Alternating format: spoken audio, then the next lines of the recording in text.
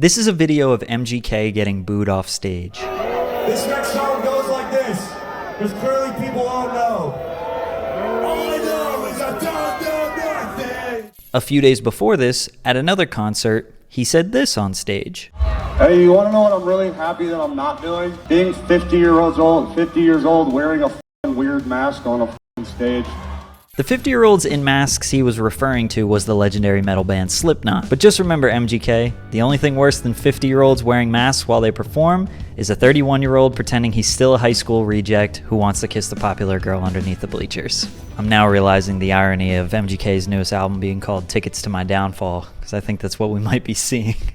Drink water while you're watching this video. Alright, that was a joke. Relax. My audience is mostly hip-hop based, so I'm sure y'all have heard of Slipknot, but maybe don't understand their size. Well, it's kind of like the metal version of dissing Eminem. Wait, MGK actually did that. Kells gave us a lot of different reasons why he dissed Eminem in 2018, but couldn't really back up anything with factual information. He claimed Eminem was trying to blackball him in the industry, prevent him from succeeding. You saying you were banned from Shade 45? Yeah, I mean, like, that was what, that's the thing. We had settled it behind the scenes. As I continued to try and move about my career, you start to run into these, like, funny little roadblocks. You're like, huh. He couldn't do interviews with Shade 45, which sounds like nonsense, but they were both signed to the same label, Interscope Records, and Eminem is their #1 rap artist after all. MGK thought that Eminem has been calling some shots at Interscope, telling them not to help MGK's career because he simply doesn't like him, and that this has been going on since 2012. You got to think about Eminem is Interscope, Machine Gun Kelly is Interscope. This man has brought hundreds of millions of dollars to that building. I'm new. It's my first album there. I just came in. So the building automatically is like this. Boxed you out. But the story takes a bit of a dark twist when MGK is asked about his drug use. Oh, my drug use? Yeah.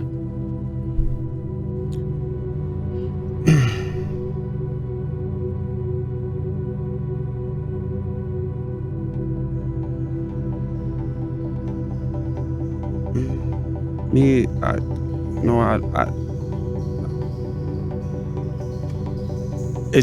don't know. Shortly after this interview, he released the project Binge, which in the name itself can indicate what it's about. So you start to wonder if the beef was blown totally out of proportion because maybe MGK was going through a rough time, and the backlash from Rap Devil, though he brought it upon himself, could have made his real-life struggles worse. Now, hip-hop fans like to say Eminem made MGK switch genres, and MGK fans like to say he's been doing this type of music since 2012. But did Eminem actually bully MGK into leaving hip-hop? Kells has been open about his inspirations over the years, and he always did have this kind of punk rock aesthetic. On all of his albums, he had at least 1 or 2 songs that had more of a rock direction, adding some electronic guitars and acoustic drums. In fact, the only project that didn't have any rock elements was the Binge project, which makes sense considering he was craving that respect as an MC with the song Rap Devil. I mean, dude, I'm hungry. I want to be the best, you know. So it's hard for me to settle if you know. It's like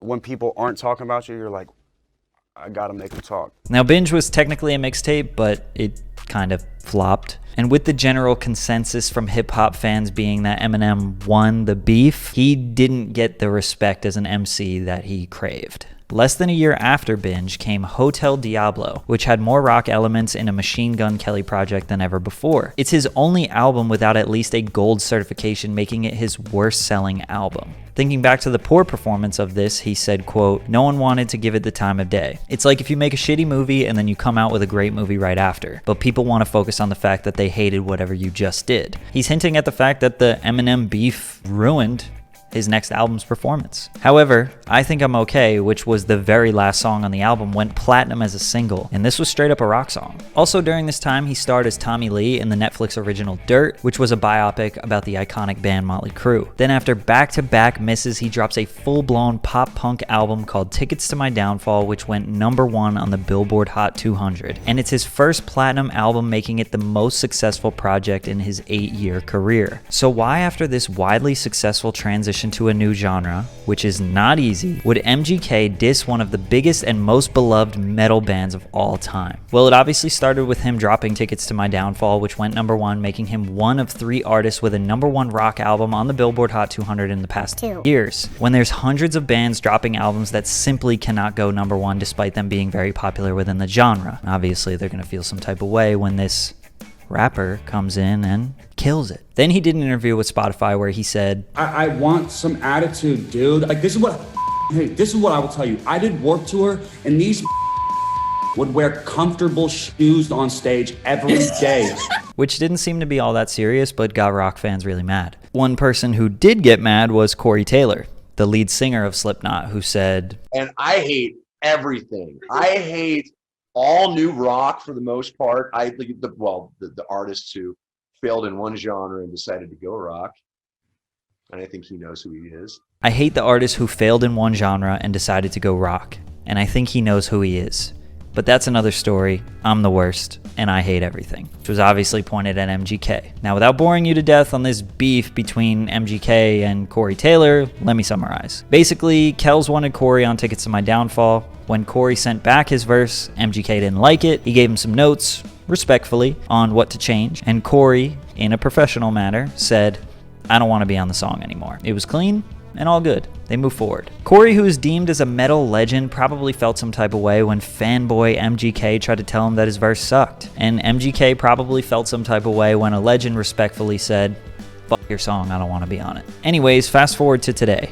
MGK wins the Billboard Rock Artist of the Year. He wins Best Alternative Video at the VMAs, where he also kinda somehow punked Conor McGregor. I say that lightly. He's also dating Megan Fox and probably feels on top of the world. He knows he's a polarizing figure. Hip-hop claims Eminem kicked him out, so now he's out. Rock won't accept him because they think he's just an unsuccessful rapper that needed to move to a new genre. So when he's getting booed on stage, maybe he just has a fuck you all attitude. As a person, he's been through a lot.